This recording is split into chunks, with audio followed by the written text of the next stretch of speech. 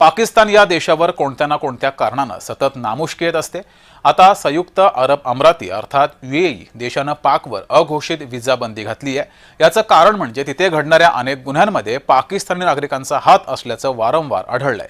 अमिरातीमध्ये नियम कायदे आधीपासूनच कडक आहेत, त्यामुळे गुन्ह्याची संख्या कमी करण्यावर त्यांचा मोठा भर असतो आणि त्याचाच भाग म्हणून अमिरातीनं आता पाकिस्तानी नागरिकांना व्हिसा देणं बंद करण्याचं ठरवलंय।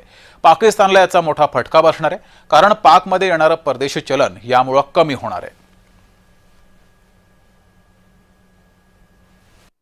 पाकिस्तानचे जे हजारो लाखो लोक दुबईला कामधंद्याच्या शोधात जातात त्यांच्याकरता ग्रीन पासपोर्ट असतो।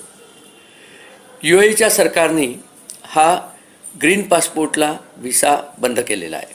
म्हणजे हे जे हजारो लाखो वर्कर्स पाकिस्तानमधनं जायला बघतात तिकडे संयुक्त अरब अमिराती, म्हणजे नुसतं दुबई नाही, अबुधाबीसुद्धा त्यात येतं। अबुधाबी येतं, शारजा येतं, रसल खैमा येतं, आजमान येतं, अलैन येतं, असे छोटे छोटे आणखीनही देश आहेत। टोटल 7 देशांचं मिळून संयुक्त अरब अमिराती आहे। तर त्यांना एंट्री बॅन केली आहे।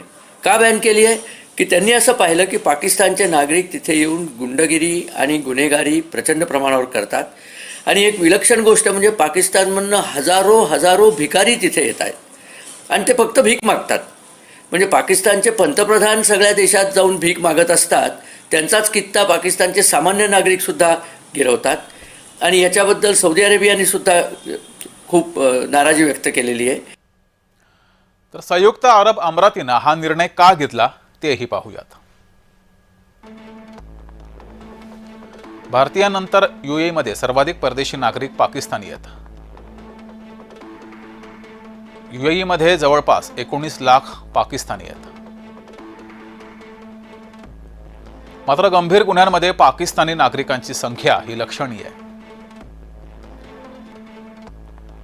ड्रग्ज, मानवी तस्करी, अवयव तस्करीच्या अनेक प्रकरणांमध्ये पाकिस्तानी नागरिक हे सापडत आहेत। त्यामुळे यूएई सरकारकडून पाक नागरिकांवर अघोषित व्हिसा बंदी करण्यात आली आहे।